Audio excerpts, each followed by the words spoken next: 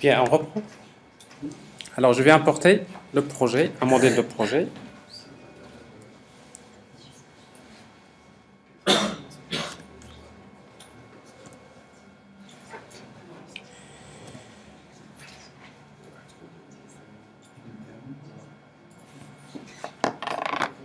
Alors, donc, je crée une copie dans le workspace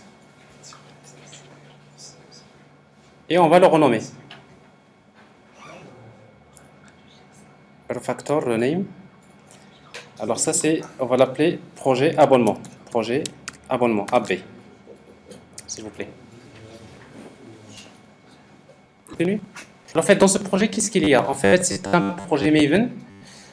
Principalement, on va trouver tout d'abord le principal, c'est les dépendances. Alors, dans le fichier pom.xml, voilà les dépendances dont vous aurez besoin souvent. Alors, tout d'abord, vous aurez besoin quand même de changer donc le groupe ID, donc vous le gardez comme vous voulez. Ici, donc artifact ID, donc vous l'appelez projet abonnement selon votre nom de projet. Le nom du projet, donc c'est projet abonnement, vous l'appelez comme vous voulez. Oui. L'utilité de Mais ça c'est important parce que dans un projet Maven, en principe, quand vous générez par exemple, ici c'est une application web par exemple. Alors si c'est une application web, il va vous générer un fichier .war. Comment il va l'appeler? Il va lui donner le nom de artefact plutôt ID, d'accord? Et après combiner avec la version, d'accord? Alors forcément, donc il y a du coup, donc, pour identifier une dépendance d'une manière générale dans Maven, il y a trois paramètres: group ID, artifact ID et la version. Donc ce qui fait que en principe, si vous utilisez les mêmes éléments dans plusieurs projets, ça veut dire quoi? Ça veut dire que quand vous générez les jars ou bien les war, forcément vous écrasez des anciens qui se trouvent dans le repository local. Alors, donc pour les versions, dans les propriétés, on trouve donc les versions à utiliser. Alors pour Struts, on va utiliser la version 2.3, 4.2 pour Hibernate et 3.2.3 pour Spring. Les dépendances, tout d'abord pour Spring, il y a Spring Core. On aura besoin de Spring Context, Spring Beans, Spring Transaction Manager pour la gestion des transactions, Spring ORM, et Spring Web MVC. Alors tout ça, c'est des dépendances dont on aura besoin. Oui. Quand on spécifie pas la version, quand je choisis le dollar Spring Framework, tu prends laquelle de... Non, il faut spécifier une version. Ici, donc quand vous dites version, vous dites quelle version? 3.2, ce que vous voulez. Justement. Mais ici, on a utilisé une propriété, plutôt ici la propriété, soi-disant, Spring Framework.version. Pour lui, la version, c'est ça. Donc, c'est-à-dire que c'est comme si vous faites des copier-coller. Alors, pourquoi il est important de travailler avec des propriétés? Parce que si vous voulez changer la version du framework, au lieu de se balader dans tout le fichier, vous changez dans toutes les dépendances, vous le changez uniquement à ce niveau-là. D'accord? Alors ici, donc, vous faites toujours des références. Alors, il y a Hibernate, il y a MySQL, il y a Struts Core, il y a Struts jQuery plugin. Parce qu'en fait, on aura besoin de faire l'intégration de Struts avec jQuery. Donc voilà la dépendance qu'on va utiliser. Et après, également, Struts Spring plugin. On va l'utiliser, mais on aura besoin de faire les exclusions correspondant à Spring, comme je l'ai expliqué tout à l'heure. Log4j, JUnit, Servlet API, JSP, c'est tout. Et après, donc, au niveau du plugin, donc, principalement plugin Maven Compiler plugin, parce qu'on aura quand même besoin de spécifier la version qu'on va utiliser. Il est toujours souhaitable. Et après, également, par défaut, d'ailleurs, quand vous créez un projet Struts, vous trouverez qu'il ajoute le plugin GT. En fait, GT Maven plugin, vous pouvez l'utiliser si vous voulez, par exemple, tester votre projet avec un serveur GT. Si vous n'êtes pas censé installer un serveur comme Tomcat ou plutôt GT, donc il est intégré au plugin, ce qui vous permet de tester directement avec Maven.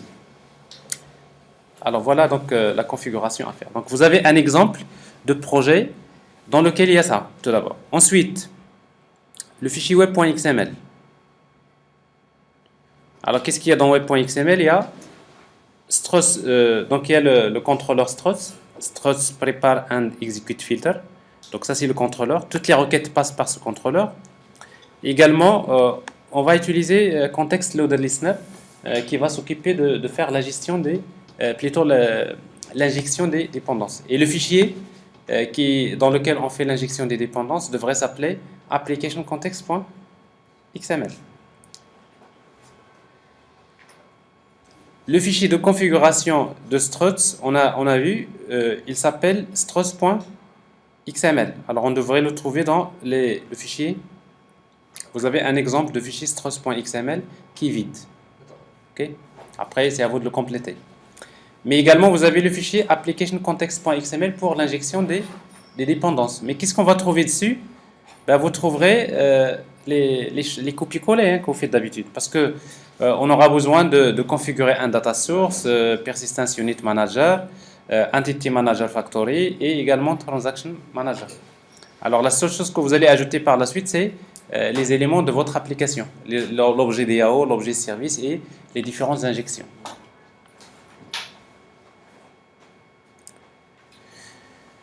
Quoi d'autre? Et après également, vous avez le fichier persistence.xml. Et le fichier persistence.xml, donc voilà, donc il contient les éléments classiques.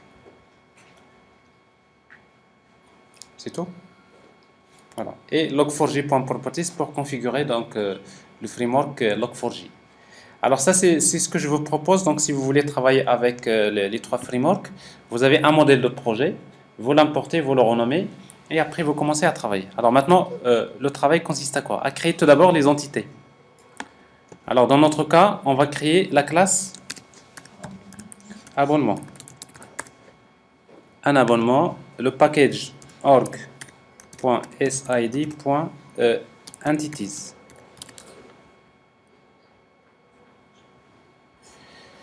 Alors une entité, généralement, c'est une classe qui est sérialisable avec la notation entité. Alors ici, donc, comme un abonnement, c'est une classe abstraite. Donc on va utiliser public abstract class. Pourquoi? Parce qu'il y a deux classes dérivées, abonnement GSM et Internet. Alors comme il y a l'héritage, on utilise la notation inheritance. Alors inheritance, on spécifie la stratégie. Et ici, on va utiliser donc les trois, comme je disais, les trois stratégies. Dans notre cas ici, c'est single table. Et quand vous utilisez single table, c'est-à-dire une table par hiérarchie, et dans ce cas-là, on va spécifier discriminator colon, la notation discriminator colon dans le nom, et alors dans notre cas, c'est type abonnement. Et si vous voulez spécifier le type, vous pouvez utiliser voilà, lent par exemple égale, on va dire 5. GSM Internet, on va dire 3 par exemple. C'est-à-dire que c'est une colonne de 3 caractères. Alors dans notre cas, un abonnement est défini par quoi? Il est défini par les éléments suivants. ID abonnement, la date, le solde et actif.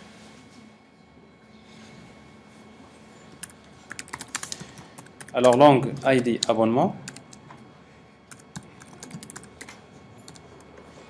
Ensuite, il y a la date.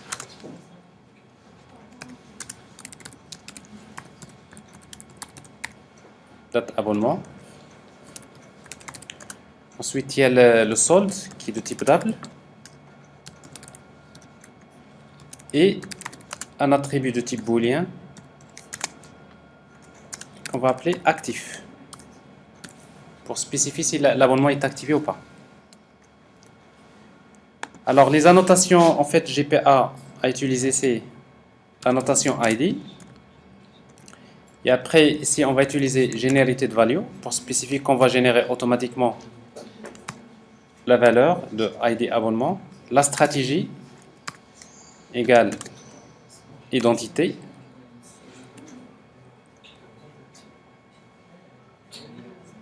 C'est tout.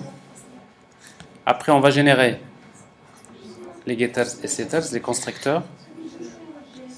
Un constructeur sans paramètres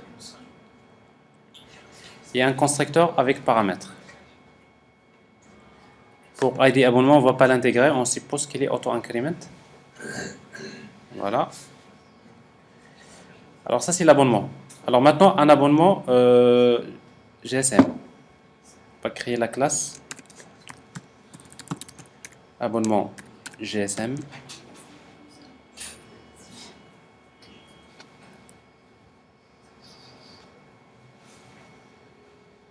Alors, un abonnement GSM, c'est un abonnement. Extend abonnement. Alors, il y a la notation, bien sûr, entité. Et après, la notation discriminator value. Ça veut dire que quand je crée un abonnement GSM, je suppose que la valeur de la colonne type d'abonnement égale ici GSM. Voilà. Alors, un abonnement GSM, il possède en plus le nombre de points Fidelio. Fidelio, comme ça. Fidelio. Voilà. Et après, on aura besoin d'un constructeur. From using fields. Alors, on va générer le constructeur à partir du constructeur avec paramètres, dans lequel on va intégrer la date, le montant et les autres, plus Fidelio. Donc ici, un constructeur. Pour créer un abonnement GSM, on aura besoin de connaître la date, le solde, actif et Fidelio. Alors la même chose, un constructeur sans paramètres.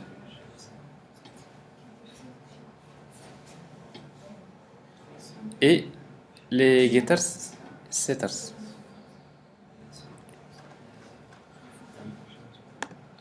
Et la même chose pour l'abonnement Internet.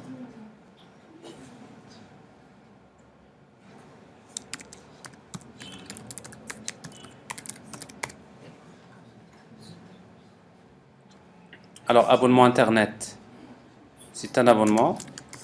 Extend abonnement.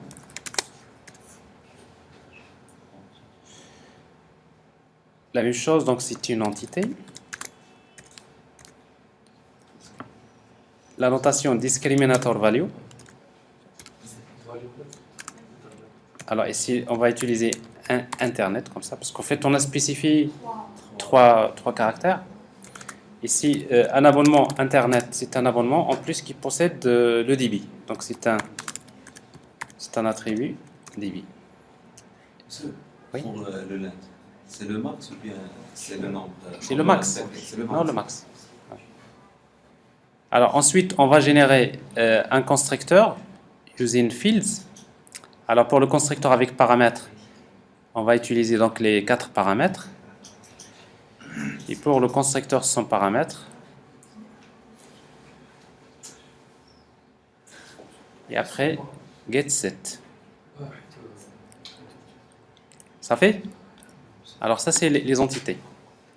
Alors en principe, si vous créez les entités, vous avez le projet, il est déjà préconfiguré. Si vous démarrez le serveur, en principe, il devrait déjà générer la base de données. Pourquoi? Parce que quand vous démarrez le serveur, qu'est-ce qui va se passer? Ce qui va se passer, c'est que Context Loader Listener va démarrer. Il va lire le fichier applicationcontext.xml. Et le fichier applicationcontext.xml, qu'est-ce qu'il contient? Ben, il contient, voilà, donc il va créer le data source. Alors déjà, la base de données qu'on va créer, on va l'appeler par exemple DB SID abonnement AB.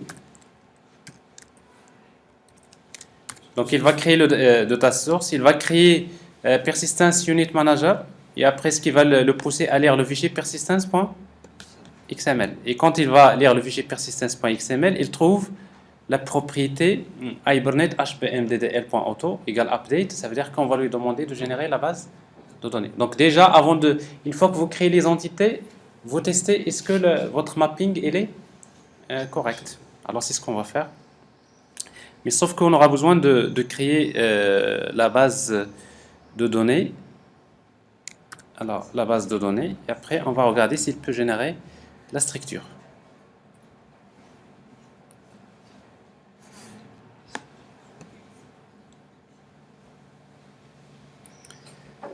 Alors, add and remove. Alors, c'est projet abonnement. Start. Restart.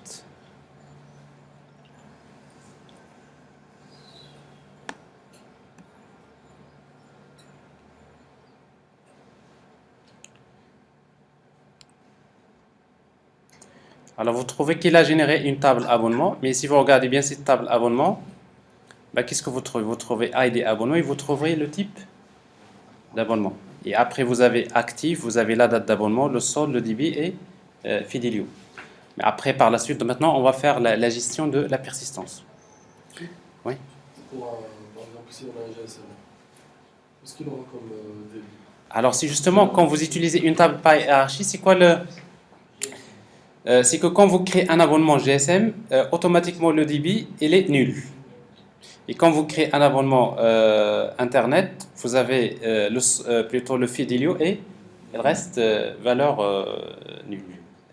Nulle ou la valeur par défaut. D'accord? Alors, ce qui fait que ici, quand vous travaillez avec une table hiérarchie, c'est ça en fait l'un des inconvénients, c'est que vous avez pour chaque enregistrement, vous avez au minimum un ensemble de colonnes qui ne vont pas être utilisées, n'est-ce pas? Mais par contre, une table par hiérarchie, généralement, elle est plus efficace. Pourquoi? Parce que quand vous faites des recherches des données, elles vont se faire au niveau d'une seule table, ce qui fait que les requêtes elles sont rapides généralement. Mais quand est-ce qu'on aura besoin d'utiliser une autre stratégie, par exemple utiliser une table pour chaque classe phi, quand vous avez le nombre de colonnes qui sont différentes et importantes. Par exemple, vous trouverez qu'un abonnement GSM, si vous voyez ce qui est en commun entre l'abonnement GSM et l'abonnement Internet, si vous voyez une grande différence, après vous dites carrément, donc je les sépare. Mais sauf que quand vous les séparez, c'est que vous avez un autre problème, c'est que déjà, c'est pas la taille, c'est la recherche. Quand vous recherchez, il faut spécifier ce que vous voulez chercher, soit un abonnement GSM ou bien est-ce que vous voulez chercher un abonnement fixe. Et la troisième solution, c'est d'utiliser plutôt une table pour abonnement, ce qui est en commun, et après une table pour les abonnements GSM, une table pour les abonnements Internet. De toute façon, GPA, il vous demande quelle stratégie que vous voulez.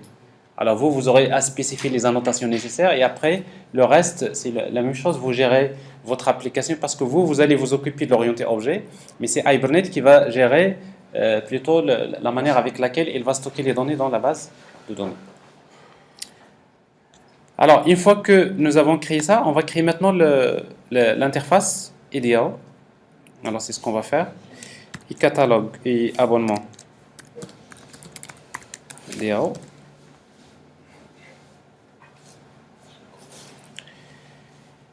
Alors, et abonnement DAO.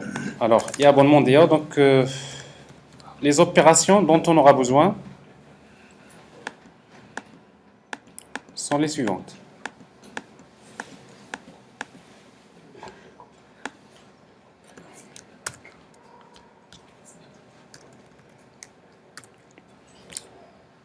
Alors, on aura besoin donc d'ajouter. Voilà, ajouter un abonnement, consulter les abonnements actifs, consulter les abonnements entre deux dates,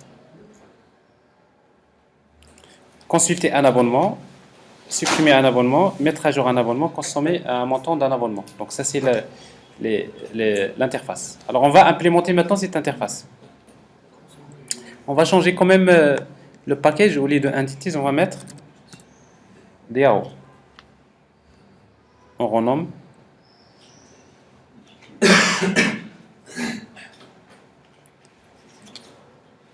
Et après, on va importer l'entité.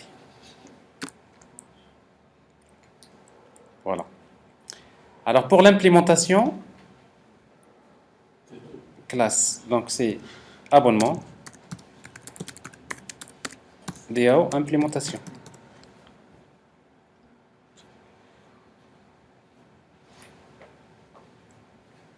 Alors, abonnement DAO implémentation. On aura besoin d'implémenter l'interface i abonnement DAO. On redéfinit les méthodes. Et à nouveau, on aura besoin de entity manager. Donc, entity manager pour gérer la persistance avec la notation persistance contexte. Alors pour la persistance, c'est toujours pareil. Alors vous voyez donc ici, même s'il y a de l'héritage, on ne va pas créer une méthode pour ajouter un abonnement GSM et une méthode pour ajouter un abonnement fixe. Vous créez une méthode qui permet d'ajouter un abonnement, quel que soit le type d'abonnement. Dans ce cas-là, on va utiliser em.persist. Alors automatiquement, c'est le framework qui va se charger de définir le type d'abonnement. Il sait très bien comment il va s'en charger. Alors pour les abonnements actifs, donc je veux consulter les abonnements actifs, donc j'ai besoin de créer une requête. Alors em.create query. Alors la requête c'est select abonnement AB from la classe abonnement AB where AB point actif égale c'est égal à bon si bon x plutôt oui c'est vrai c'est x égale de point x. Ça peut être actif ou bien ça peut être true ou bien false. Tout à fait. Et après on remplace le x par sa valeur avec 7 paramètres. Alors le x on va le remplacer par l'attribut actif. Et après on va retourner la liste, c'est-à-dire requête.getResultList. Alors un abonnement entre deux dates, c'est à peu près la même chose. Je vais sélectionner les abonnements where ab.date abonnement date abonnement, c'est bon? Between. Alors between. Oui, c'est bien ça? Between 2.x and 2.y. Et après on remplace x par d1 et y par d2. Requête.set paramètres. Y on le remplace par d2. Et on retourne la liste. Ici, on consulte l'abonnement, donc c'est find, em.find, donc abonnement.classe. Je ne suis pas censé savoir quel type d'abonnement. Pour moi, c'est un abonnement, ça passe. Et après, ID abonnement. Supprimer l'abonnement, donc on va récupérer l'abonnement et on le supprime. Abonnement AB égale get abonnement. Et après, em.remove AB.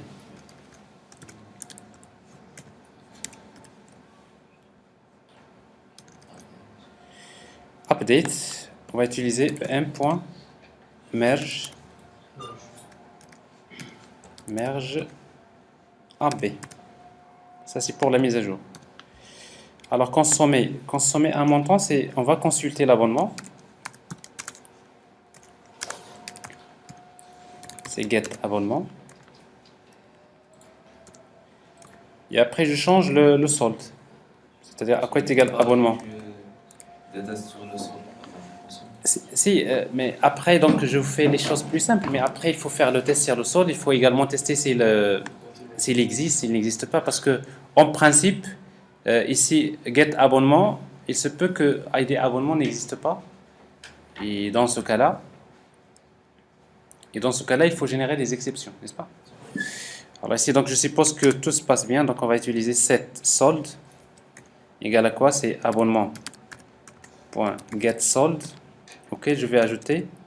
C'est pas ajouté, c'est moins. C'est-à-dire quoi? Je vais retrancher le montant du solde. Alors après, je n'ai même pas besoin de faire un update persiste parce que automatiquement, si la transaction est validée, il fait un update au niveau de la table. Sinon, vous pouvez le faire explicitement avec la méthode persiste AB. C'est-à-dire automatiquement, vous le faites d'une manière explicite. Mais généralement, vous n'avez pas besoin de le faire parce que... Le 7, il le fait lui-même. Comment? Oui. 700. كيفاش؟ AB.700. Oui.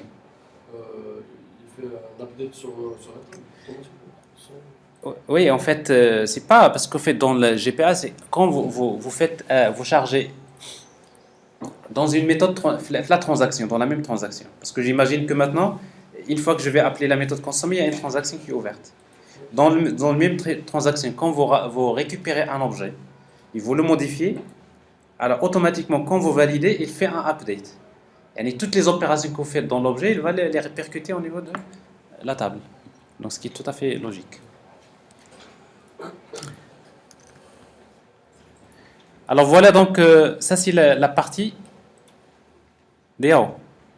Alors pour la partie, la couche métier, ou bien la couche service, donc on va créer une interface, la même chose, et catalogue, qu'on va appeler métier.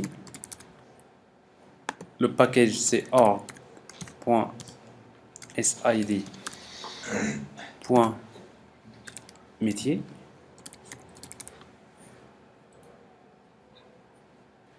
Alors on va ici donc supposer que nous avons la même interface. C'est-à-dire on aura à implémenter les mêmes méthodes.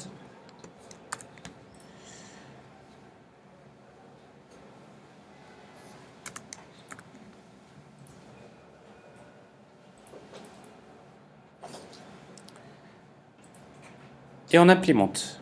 Alors on va implémenter l'application. Alors pour implémenter c'est catalogue métier implémentation. On va implémenter l'interface e-catalogue métier. On redéfinit l'ensemble des méthodes et on dépend de la couche DAO. Donc on va déclarer un attribut de type e-catalogue catalogue DAO. C'est pas catalogue, mais pourquoi je cherche catalogue? Parce que on est dans les abonnements. Vous aussi, vous êtes plus là. Alors, je fais un set, parce qu'en fait, je vais faire l'injection via les set.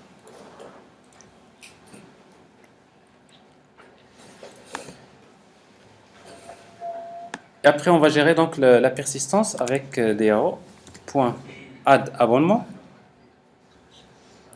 Ici, c'est, je vais retourner DAO.list abonnement. Là, si je veux retourner DAO.abonnement entre deux dates, je retourne l'objet retourné par DAO.getAbonnement. Ici, je vais supprimer via DAO.delete abonnement. Donc, vous voyez, il n'y a rien de spécial. Alors maintenant, sauf que les transactions, c'est important. Pour gérer les transactions, on utilise la notation transactionnelle. Et si vous voulez faire l'injection via la notation AutoWired, alors dans ce cas-là, vous aurez besoin d'ajouter la notation service. Alors, mais vous le mettez de toute façon ici, on ne va pas utiliser AutoWired. Vous pouvez garder la notation service, mais après, par la suite, on peut faire l'injection via cette. Alors justement, c'est ce qui reste à faire, c'est faire l'injection. On va revenir maintenant à applicationcontext.xml. C'est la chose qu'on va ajouter maintenant. On va demander à Spring de créer un bin ID DAO. De quelle classe? C'est abonnement DAO implémentation. Et on va demander à Spring de créer un bin. Dans ID, on va l'appeler métier. De quelle classe? De la classe abonnement métier implémentation. Abonnement.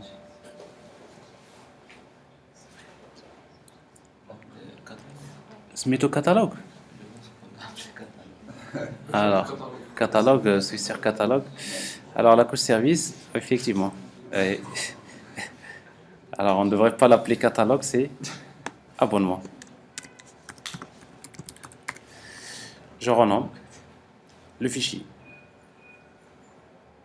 Alors, je reviens au fichier persistence.applicationcontext.xml. Même l'interface. Même l'interface. Mais vous étiez où? Vous n'étiez pas là. Alors, et catalogue métier. Alors, et abonnement métier. Alors, de préférence, quand vous voulez renommer, c'est d'utiliser refactor. Refactor, rename. Ici, abonnement. Comme ça, on va demander à Eclipse de chercher là où il faut changer, il va la changer.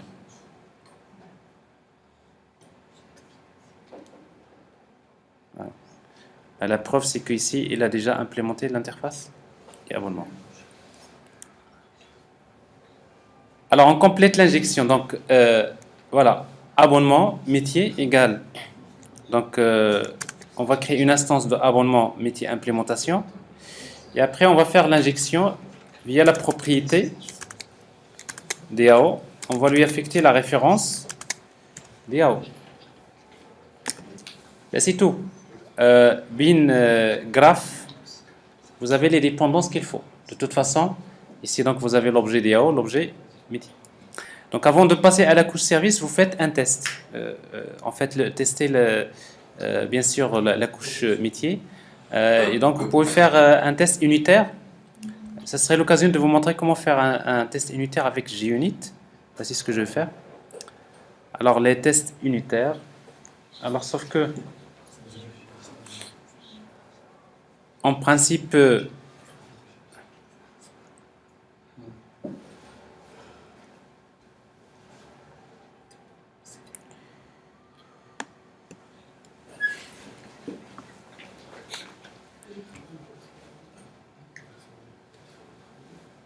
alors, faites les tests généralement, parce qu'en fait, dans le modèle que je vous ai, qu'on a importé, en principe, on devrait avoir source test/java.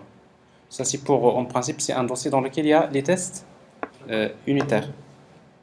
Alors, on va le créer.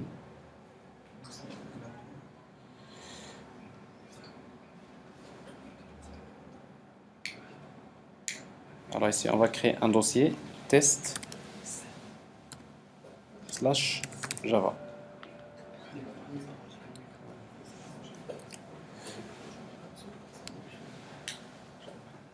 Alors en fait, ici on va créer un test unitaire, JUnit test. JUnit test. Alors JUnit test, donc on va utiliser en fait, le package, donc peu importe, test. Le nom du test, on va l'appeler abonnement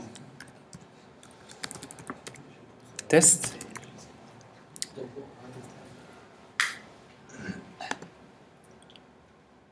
Alors, qu'est-ce qu'on va tester? Alors, en principe, voilà un exemple de test unitaire. Alors, en fait, dans un test unitaire, là, on va utiliser JUnit. Ben, qu'est-ce qu'on va tester? On va tester la couche service, n'est-ce pas? Donc, j'ai besoin de déclarer un objet de type catalogue service et abonnement métier. Donc, ça, c'est métier. Alors, dans Setup, avant de faire le test, on va tout d'abord instancier métier. Je vais récupérer. Oui? Si, on l'a fait. Il y a métier. La couche métier, on peut l'appeler service. Alors, je vais tester ça. Alors, ici, qu'est-ce qu'on va faire? On va utiliser, on va faire appel à Spring pour nous donner le bin métier, n'est-ce pas? Alors, ici, donc, on va utiliser, je ne me rappelle pas, XML application, application context, comment? Application.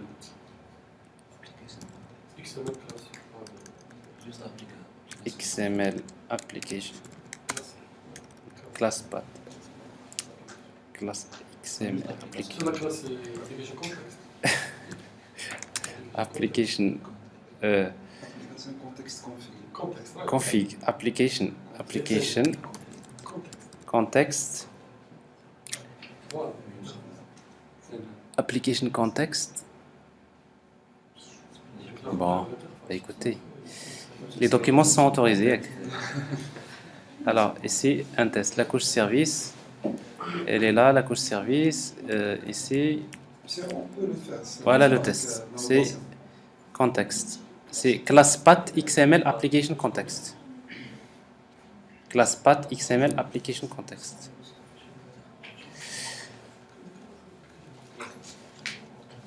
Et هذيك application context. Contexte. Voilà. ClassPath XML. Alors ClassPath XML application context. Donc ça c'est le contexte égal new ClassPath XML application context new string, un tableau dans lequel on va spécifier les fichiers XML. Alors dans notre cas nous avons un seul fichier qui s'appelle application context.xml. Si on a un seul fichier, pas la peine de déclarer le tableau. Oui. Non. Alors ici donc on va au démarrage quand on va tester, on va demander à Spring de lire le fichier application context.xml. Donc il va le lire et après il va nous donner l'objet métier. À quoi est égal l'objet métier? C'est context.getBin. Alors comment il s'appelle le bin? Métier. Et après on fait un sous-casting vers abonnement métier. Alors ça c'est alors maintenant qu'est-ce qu'on va faire dans le test? Alors qu'est-ce qu'on va tester? On va tester l'ajout, on va essayer donc d'ajouter un abonnement GSM, un abonnement fixe, donc c'est-à-dire métier.add abonnement new abonnement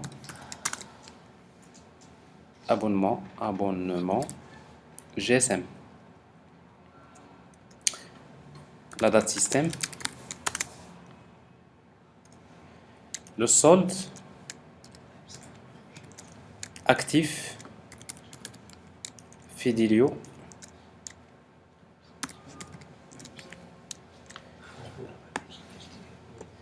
et après de la même manière donc je vais ajouter métier.add abonnement new abonnement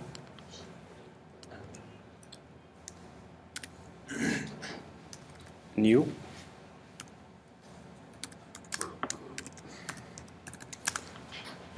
abonnement internet. Et l'abonnement internet, on aura besoin de spécifier la date. C'est quoi ça? Je crois qu'il y a des accolades en plus. Donc ici new date virgule et après il y a le solde et après il y a le actif et le débit. Alors on va dire 4. Alors en fait ici quand est-ce qu'on va considérer que le test est réussi? C'est que ce qu'on peut faire par exemple ici c'est qu'on va sélectionner la liste des abonnements actifs au départ. Abonnement, liste d'abonnements, abonnement égale à quoi? C'est métier.liste des abonnements actifs.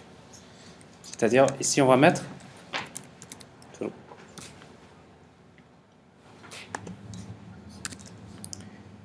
après avoir ajouté, je fais la même chose. Ça veut dire quoi? Avant d'insérer, parce que les tests unitaires, c'est quoi? Il faut pour vérifier est-ce que ça marche. Avant d'insérer, je vais sélectionner la liste des abonnements, j'insère. Une fois que j'insère, je récupère encore la liste. Et quand est-ce que je vais considérer que c'est bon? Quand le nombre de la différence est égal à 2.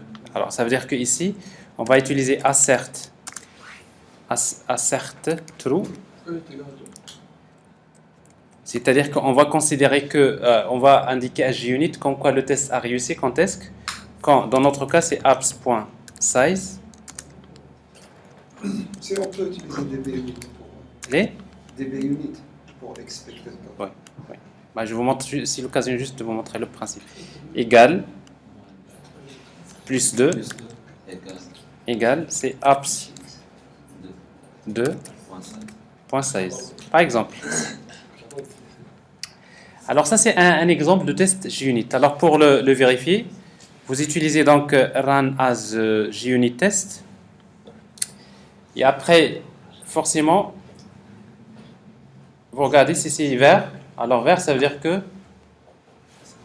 le test est réussi parce qu'en fait pour vous, vous n'avez plus besoin de voir qu'est-ce qui se passe. Mais après, parce que dans les tests unitaires, vous créez plusieurs tests unitaires. À un moment donné, avec Maven, on peut lancer tous les tests unitaires pour voir est-ce que tous les tests fonctionnent. Alors dans le principe, c'est ce qui se passe. Alors mais si bien sûr, s'il nous indique, ça veut dire qu'au niveau de la table abonnement, j'ai bien les deux enregistrements. J'ai un abonnement GSM, un abonnement fixe. On vérifie bien ici. Donc vous voyez, là vous avez nul et là vous avez nul, n'est-ce pas? Alors ici, donc il s'agit d'un abonnement GSM et là, Internet. Alors ça veut dire que maintenant, vous dites que la couche DAO et la couche métier, vous les avez testées, c'est bon, n'est-ce pas? Alors qu'est-ce qui reste après? Donc la partie struts. Alors qu'est-ce que vous voulez? Je pose. Bien sûr. Alors vous prenez un quart d'heure de pause et après on va parler de la partie struts. Pour la couche web, qu'est-ce qu'on va faire? Donc la même chose. On commence tout d'abord par le fichier struts.xml.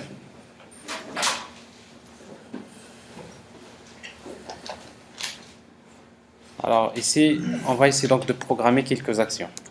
Alors toujours, donc je vous rappelle que dans struts.xml, on déclare les packages. Le package, on va l'appeler default.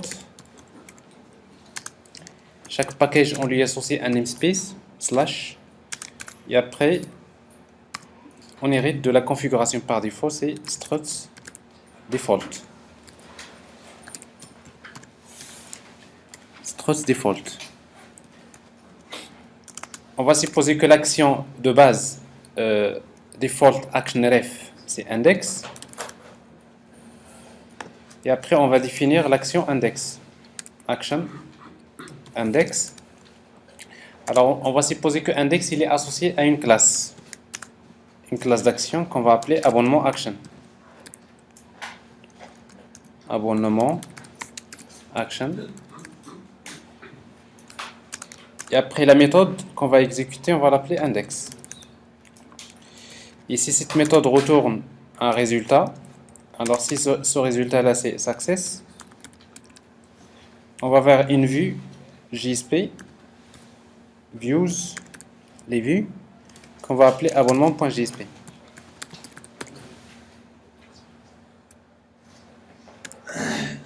Voilà. Alors maintenant, pour déjà tester, il faut qu'on crée tout d'abord la classe d'action. Il faut créer la vue. Alors la classe d'action, il faut la situer dans un package. Ici, donc c'est org.sid.web.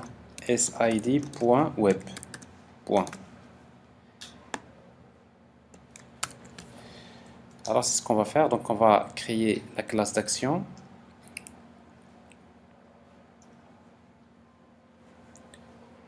La classe. Voilà. Donc la classe abonnement action dans le package spécifié. Alors dans struts, donc une classe d'action, donc c'est une classe qui hérite de la classe action support.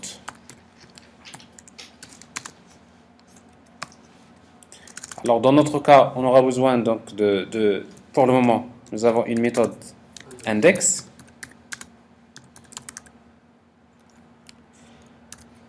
qui retourne success pour le moment. Return success. C'est une constante que nous héritons de action support.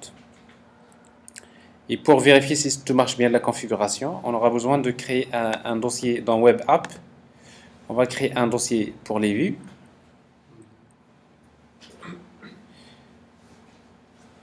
views, dans lequel on va créer une page JSP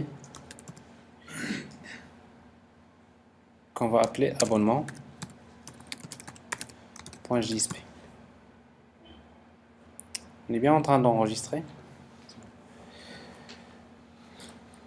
Alors dans une page JSP, on aura besoin de tags JSP, struts. Alors tag EURI.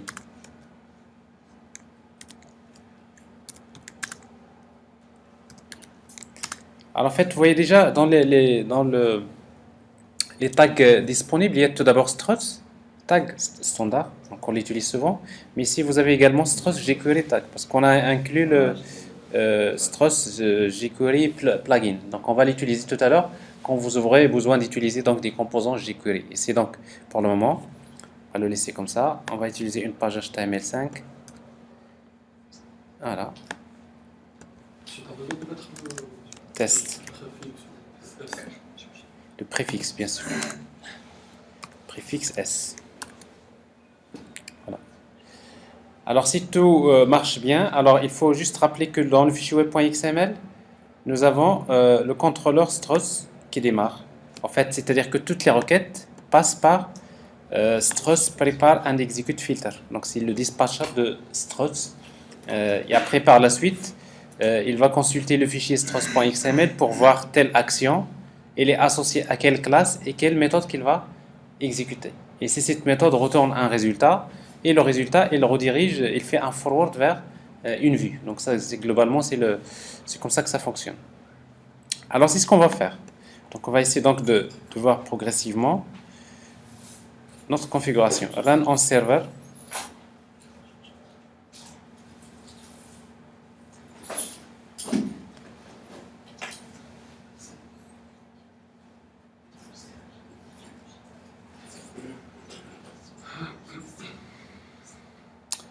Voilà, a priori, donc, tout marche bien. Donc, si vous mettez index, vous avez test. Donc, ce qui prouve déjà que l'action que vous venez de configurer fonctionne. Alors, maintenant, qu'est-ce qu'on va faire? Donc, on aura besoin de revenir pour compléter. Qu'est-ce qu'on va compléter? Tout d'abord, abonnement action. J'ai besoin de quoi? Alors, j'aurai besoin de faire appel à la couche métier. Donc, private et abonnement métier. Alors, ça, c'est la couche métier, si vous voulez. Et après, on va faire l'injection des dépendances via la notation AutoWired. Et comme je disais, généralement, quand vous utilisez la notation AutoWired, souvent on utilise la notation component de Spring. Comme quoi, c'est un composant Spring, component. Alors ensuite, quelles sont les données qu'on va saisir? Alors maintenant, on va saisir des données. Notamment, on aura besoin de ID, long ID abonnement. Je l'appelle comme ça, ID abonnement. Alors, on aura besoin de la date abonnement. On aura besoin de saisir le solde. Et on aura besoin de saisir également actif.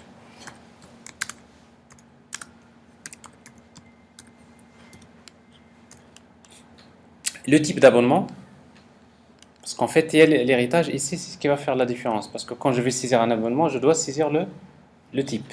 Alors ici, donc, je vais déclarer un attribut de type string. String type. Alors, pour ne pas faire les getters et setters, comme je disais, vous pouvez utiliser des attributs publics. Mais sinon, vous serez obligé de passer par les getters et setters. Alors, tout ça, c'est des propriétés qu'on va retrouver dans la vue. Ça, c'est le modèle. Mais également, on aura besoin de déclarer, parce que dans la zone de liste, on aura besoin d'afficher une liste d'abonnements. Donc, on va déclarer un string, une liste d'abonnements, type, les types d'abonnements, type AB, égale new string, c'est un tableau. Alors, quels sont les abonnements que je vais afficher? Une chaîne vide, GSM et Internet. Alors ça, c'est toujours important de spécifier comme quoi par défaut, il n'y a aucun abonnement qui est sélectionné. Par défaut, c'est le premier qui va être spécifié. Les points fidéliaux ici. Alors, public fidelio, double, tout à fait, c'est int fidelio. Également, on aura besoin de débit. Yak.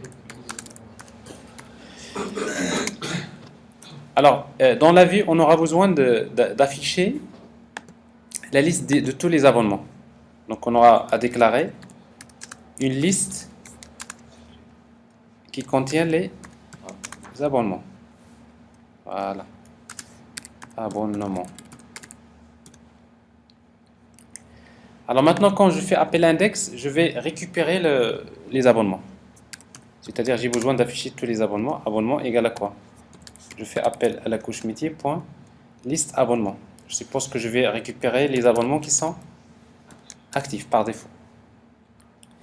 Alors, success. Alors maintenant, je reviens à la vue JSP et je vais créer donc mon formulaire. Alors, je vais utiliser ici deux tags lib. Le premier tag, c'est celui de struct. C'est celui que je vais utiliser, tag lib struct. Et le deuxième, c'est jQuery, qui est intégré via le plugin. Alors, le préfixe, je vais l'appeler jQuery. Alors, quand vous utilisez jQuery, quand vous utilisez le tag jQuery, vous aurez besoin d'utiliser dans le head. Ça, c'est important. Dans l'entête, on appelle jQuery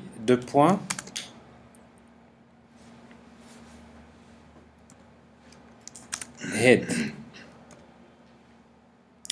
Alors pourquoi? Parce que vous savez que de toute façon, dans l'entête, il devrait insérer un lien vers JavaScript. Parce que jQuery, c'est une bibliothèque. On aura besoin de l'insérer. En fait, c'est ce tag-là qui permet donc d'insérer le lien vers le script jQuery, la bibliothèque jQuery. Donc ça, c'est la première des choses. La deuxième, maintenant, on va créer un formulaire. On va créer des divs dans lequel on va créer un formulaire s.form action. Quand on va valider, on va faire appel à save. Et après, la méthode, c'est post. Ici, on va créer donc les éléments. Alors, input text. Text field. Alors, les champs à utiliser. Alors, en fait, on va saisir le champ name. Alors, le champ, c'est ID abonnement. En fait, ID abonnement, on ne va pas le saisir, mais on va le garder quand même parce que dans le même formulaire, on va faire l'édition. On aura besoin de l'utiliser par la suite. Après, on peut le masquer. Label, ID abonnement. La date d'abonnement. Alors pour la date, oui. Alors pour la date d'abonnement, on va utiliser le composant jQuery. Alors jQuery, donc je vais utiliser jQuery date picker. Name, la date, abonnement. Label, la date, abonnement. Ça fait tout. Alors, ça change tout. Alors, text field, je vais saisir le champ, le sold. Label, sold. Quoi d'autre? Après, le type d'abonnement. Alors, actif. Alors, pour actif, c'est checkbox. Checkbox. Name. Actif. On l'a déclaré dans l'action? Oui. Label actif. Et après une liste déroulante, list select. Alors la liste, on va la récupérer à partir de quel modèle? C'est type abonnement. Alors type AB.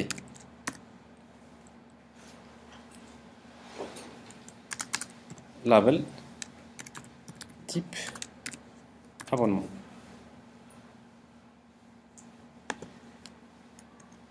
Alors après, pour le moment, on va simplifier. On va également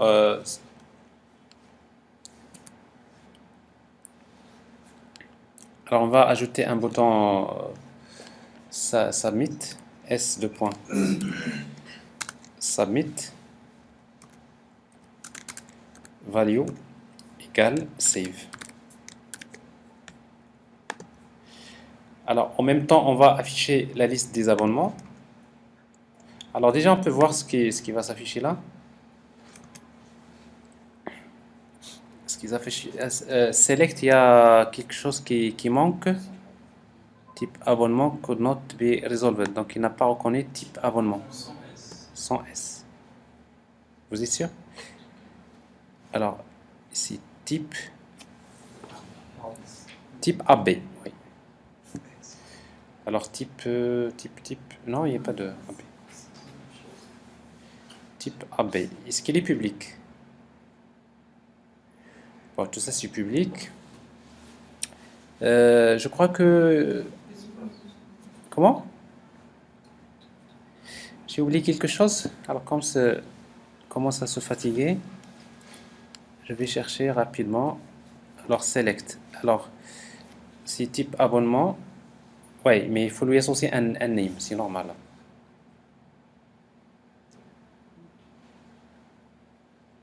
C'est tout à fait normal. Alors pour la liste c'est pas complet. Hein. Liste c'est la liste, c'est type. Mais quand on va saisir, quand on va sélectionner, la donnée va être stockée dans quel champ? Type. C'est la valeur. Donc ça c'est plutôt c'est le champ associé. Alors ça c'est important pour. Alors ici.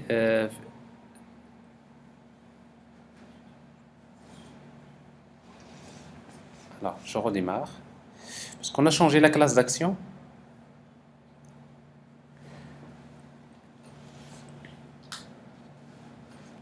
Donc, en principe, il devrait la charger.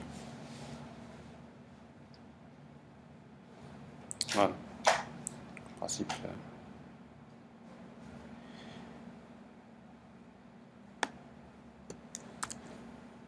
On va regarder ça dans un navigateur. Voilà. Alors ici donc ça c'est le composant jQuery. Alors ça c'est la valeur actif. Alors ici donc vous voyez, on voit bien les données. Alors sauf que maintenant il y a quand même quelque chose à régler. C'est que quand je vais sélectionner, ben, il faut afficher un sous-formula. Donc ça c'est ce que je vais vous montrer comment le faire. Alors tout d'abord avant de compléter cette partie-là, nous allons tout d'abord associer une feuille de style CSS. Alors, c'est link. Rel, c'est style sheet. Le type, c'est text / CSS. Et href, on va créer un dossier CSS / style.css.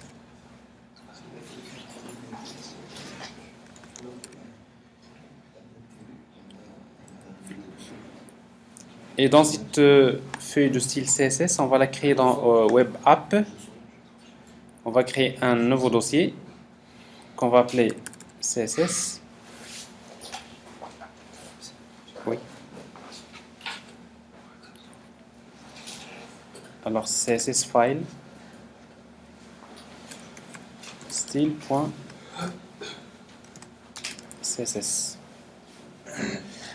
Alors je prends la même feuille de style CSS qui est là. Comme d'habitude, on va utiliser une feuille de style simple. Alors dans laquelle on suppose que tous les divs qui ont la classe cadre, ils vont s'afficher de la manière suivante. Il y a la classe table avec les TH et les TD. Il dit que donc dans notre vue JSP, le div, on va lui donner la classe, lui associer la classe cadre. Et la même chose, on va le faire pour le deuxième div. div classe égale cadre. Et après, on va créer ici un table pour afficher les abonnements.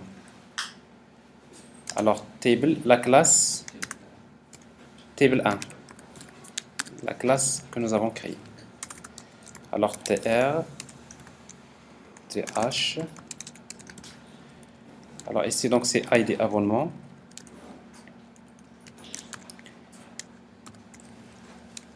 La date, le solde,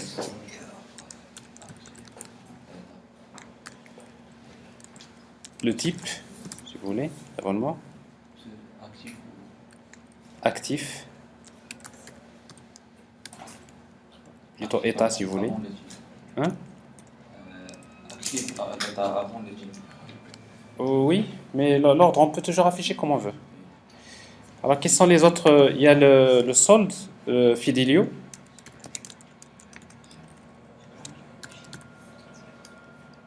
Fidelio. Et après, il y a le débit. Alors, pour afficher la liste des abonnements, on va utiliser donc, comme la dernière fois, une boucle S iterator. Alors, qu'est-ce qu'on va récupérer? Alors, ici, donc, la liste des abonnements, c'est... On a déjà ici une liste abonnement. Alors, pour chaque abonnement, on va afficher des TR avec des TD. Et pour afficher, donc, nous utilisons sProperty. Alors, la propriété, c'est quoi? Ici, on va afficher ID, abonnement. On affiche la date.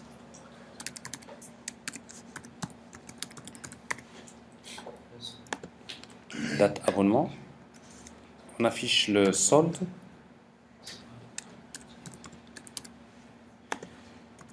Alors, vous voulez afficher le type. Qu'est-ce que vous allez faire? Comment afficher le type?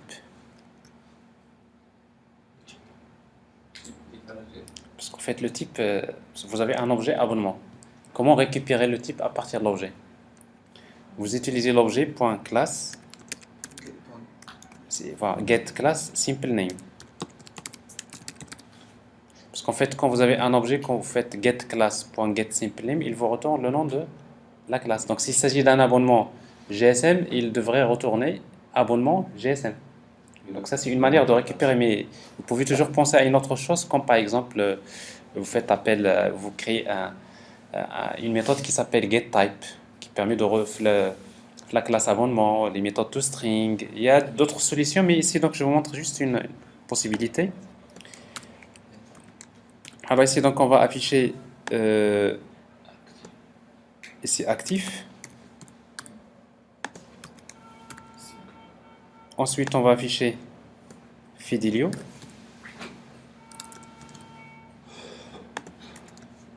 DB.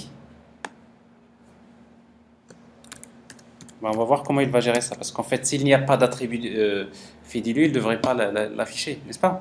Normalement, on devrait faire ici un test, etc. Donc, on peut toujours gérer ça. Alors, on regarde déjà ce que nous avons comme résultat. Nous avons ça.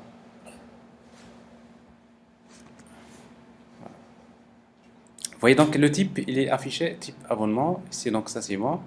Là, on voit bien les choses jusque-là, il n'y a pas de souci, n'est-ce pas? Alors maintenant, ici, qu'est-ce qui reste? Comme je disais, régler le problème, quand je sélectionne, je devrais afficher. Alors, comment on va faire ça?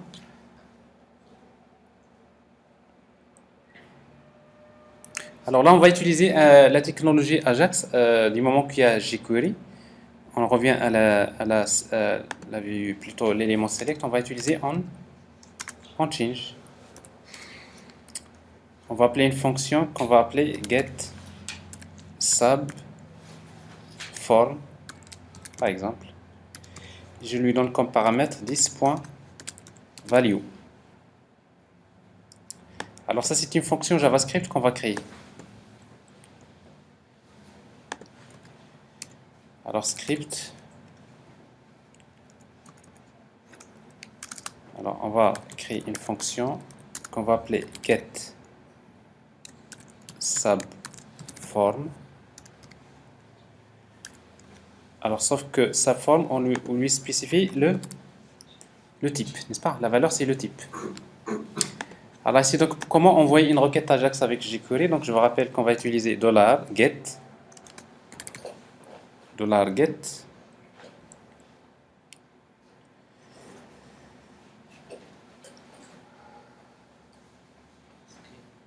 Alors, $get, voilà. Alors, $.get. Alors, on va envoyer une action. Alors, l'action, comment on va l'appeler? On va l'appeler get subform.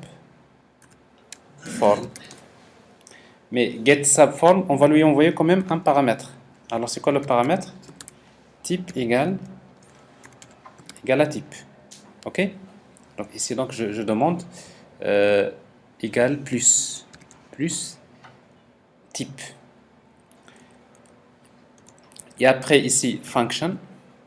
Une fois que la réponse arrive, alors function, j'ouvre les accolades. Ça veut dire quoi? J'envoie une requête Ajax, je récupère le résultat. Une fois que j'ai le résultat, je vais l'afficher où? Ici. Alors, c'est dans notre formulaire. Juste avant, après la liste, on va créer un élément qu'on va appeler tbody. Un élément tbody.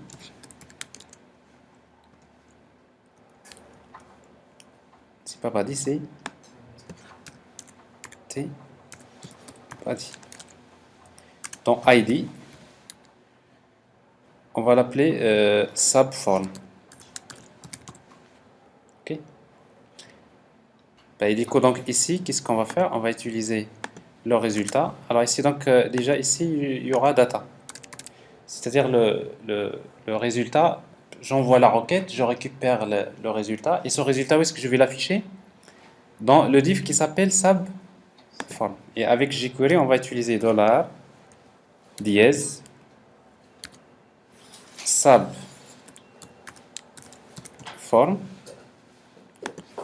point directement HTML, le contenu égale à data. Ça veut dire quoi? J'envoie une requête Ajax. Une fois que la réponse arrive, je récupère le résultat. Et ce résultat, où est-ce que je vais le stocker? Dans le div qui s'appelle subform. Alors, sauf que maintenant, l'action subform, il faut la définir. D'accord? Est-ce que c'est clair? Alors, l'action subform, on revient vers le fichier struts.xml. Alors d'ailleurs, si on regarde déjà ce qui va se passer là, on va afficher les outils de développement.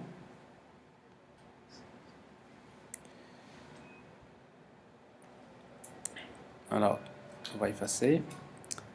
Alors ici, donc, quand on va sélectionner, vous voyez, donc on a une action qui est envoyée. Get subform, type égale GSM. Mais après, bon, la réponse, il n'y est pas.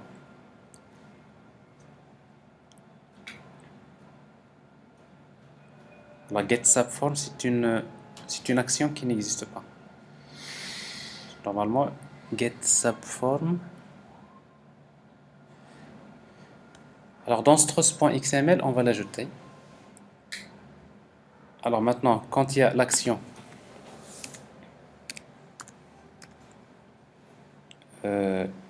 s'appelle get subform, on va faire appel à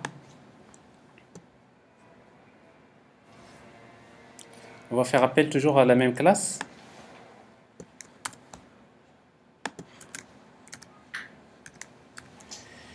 Et on va appeler une méthode qu'on va appeler get subform dans la classe d'action. Et si cette méthode retourne success, on revient vers. Alors quelle est la vue? Maintenant, qu'est-ce qu'on va générer comme flux? Ici, on va créer une page JSP qu'on va appeler subform.jsp. Ok. Alors ici, non, en fait, dans le même, on va générer le. Donc, je vais vous montrer comment faire. Alors, en tout cas, ici, déjà, abonnement action. Dans abonnement action, nous avons la méthode public string get subform. Tout ce que je sais, c'est que get subform, il va retourner success. Return success. Et success, il me ramène vers quoi? Success, il me ramène vers la page JSP. Alors maintenant, on va créer une vue JSP. C'est un sous-formulaire, soi-disant. Alors, JSP file.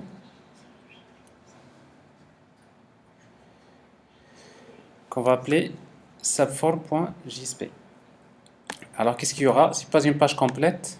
On va juste déclarer les tags struts tag tag URI égale struts préfixe égale à s. Ici, on va faire un test. S if. Alors, si le type, l'attribut type, alors ici, on va utiliser l'expression de struts. Si type égale, alors je ne sais pas, est-ce qu'on devrait mettre égal comme ça ou égal l'autre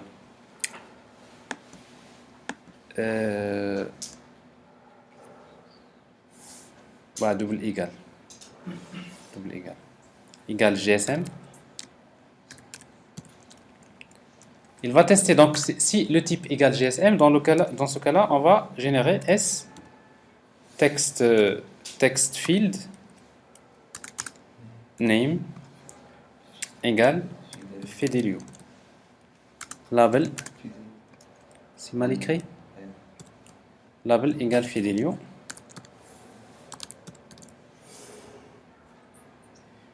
Et après, on peut utiliser S de point else. Il y a else if, il y a tout ce qu'il faut. Si vous voulez, quand il y a plusieurs, bon, vous allez utiliser else if. Allez, S de point else if test, la même chose. Ici, si le type égale internet,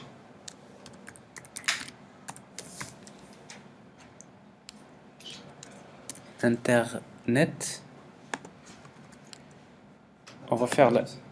C'est mal écrit? Internet. Alors dans ce cas-là, on va générer un champ qui est le débit.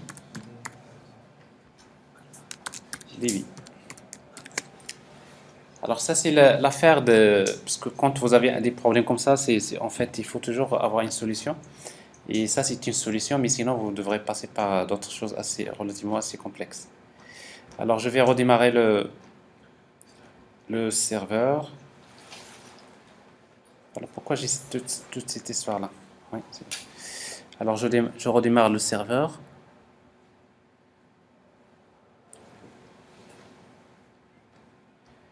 Et je regarde si tout marche bien.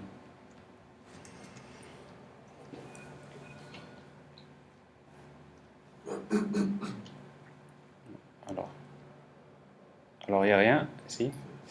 Alors ici donc j'ai Fidelio. Ça c'est j'ai le débit. De toute façon, ici je suis sûr que le formulaire ne contient que les données relatives au contexte. Parce que parfois on peut penser par exemple masquer un champ et afficher un autre. Mais ça, c'est pas forcément la meilleure solution parce que ça reste toujours dans le formulaire. Mais ici, c'est une requête Ajax que j'envoie. Alors d'ailleurs, quand vous regardez bien les outils de développement,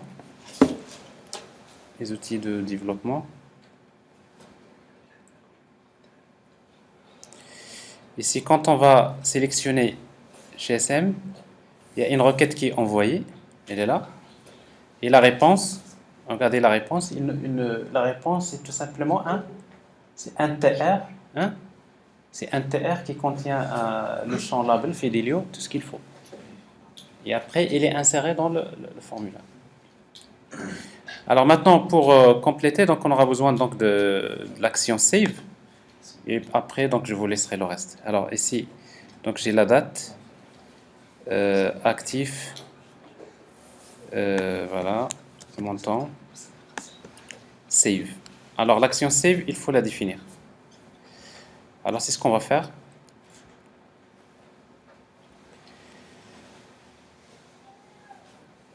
Action. On va faire un copier-coller. Alors l'action save, on va faire appel à la méthode save. Et quand c'est success, donc je reviens à la même page JSP. Mais par contre, regardez, dans notre... D'ailleurs, on y reviendra tout à l'heure. Alors, ici dans la méthode save, public string save. Alors, save, qu'est-ce qu'on va faire? Donc, on va créer un abonnement. Mais pour créer un abonnement, on aura besoin de tester par rapport au type. Donc, je déclare un abonnement, AB. Donc, if type point equals, c'est égal à GSM.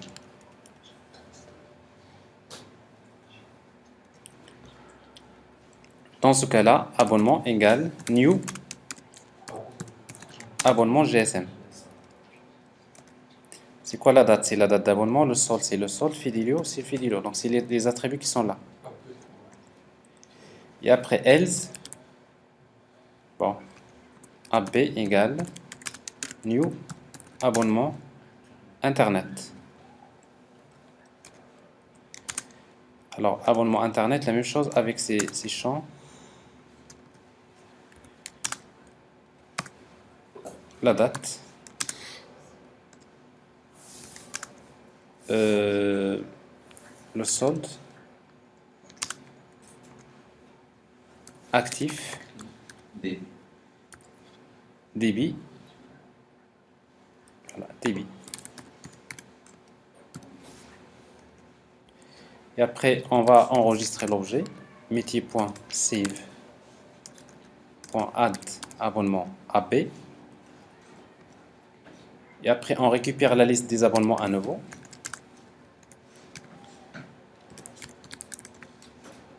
Liste abonnement. Bon, je suppose toujours que par défaut, je récupère que les abonnements actifs. Et je retourne success. Voilà l'ajout. Mais regardez bien, il y a un petit souci par défaut. Non, a priori c'est bon. Mais par défaut, non, je crois que c'est bon. Index. Voilà, c'est bon. Alors ici, donc, on va saisir par exemple une date. Et après, un solde. Un type d'abonnement.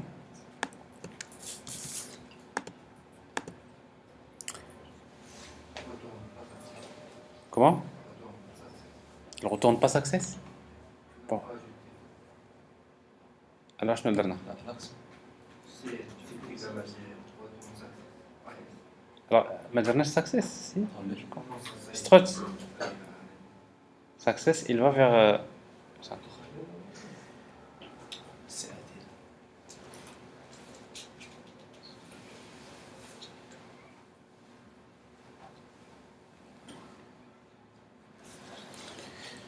Alors, la donnée n'a pas été ajoutée. En principe, l'ajout ne se fait pas.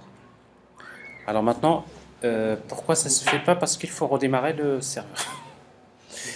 Parce que quand vous changez le fichier struts.xml, s'il ne recharge pas le contexte, votre action n'est pas encore prise en considération. Donc ça, c'est la première des choses. Le premier réflexe, c'est pas redémarrer, recharger le contexte. Donc ça, c'est important.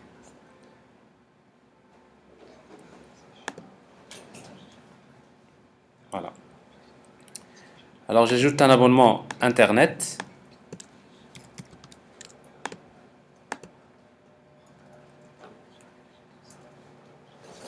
Alors il y a un seul problème qui reste.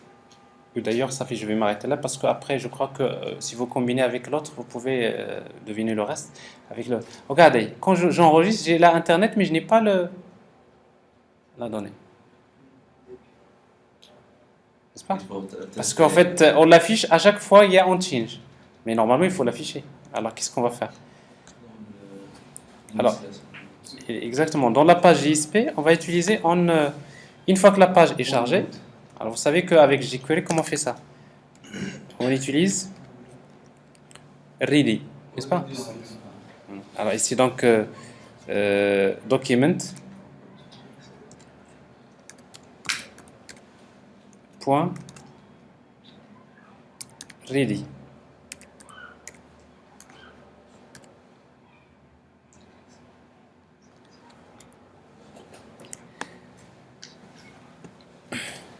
Alors, l'abréviation, directement ça.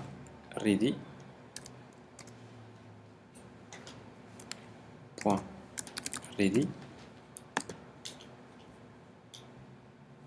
Alors, j'ai toujours un petit...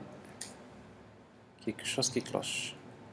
$function. Parce que c'est function qui manque. C'est pas ready. Alors, $function. Alors, $function, tout ça, comme ça. Alors, je reprends. Point virgule. À l'intérieur, function. Vous ouvrez les accolades. Alors, ça, c'est onload. Sinon, vous écrivez document.ready function. Alors, ici, qu'est-ce qu'on va faire? On appelle tout simplement get subform la fonction et je devrais lui donner le type. Quel est le type? C'est le type actuel, et le type actuel, il faut utiliser s de point property, n'est-ce pas?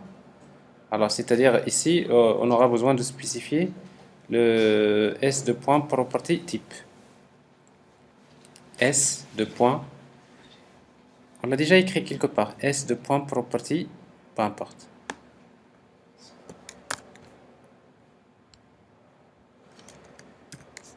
S de point property type. Je crois qu'il faut la mettre entre de simples cotes. Ah, plutôt ça, c'est pas forcément, non.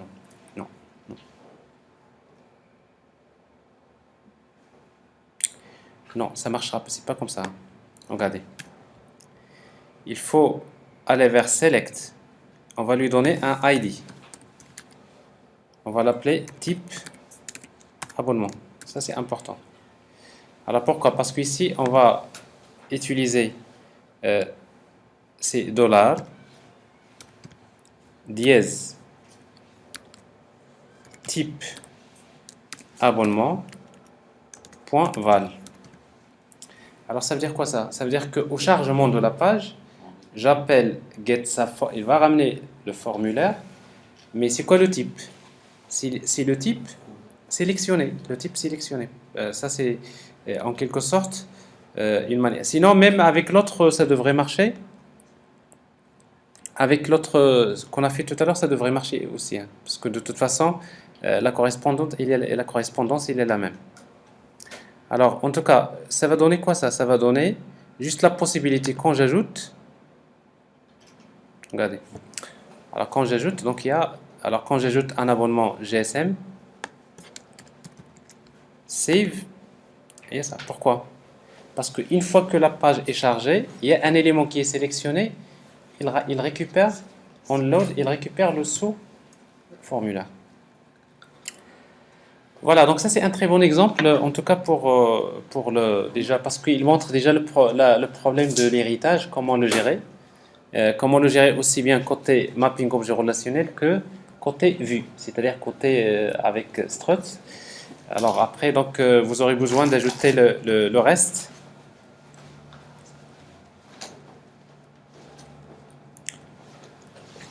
Bon, pour le reste, pratiquement, vous l'avez dans le document.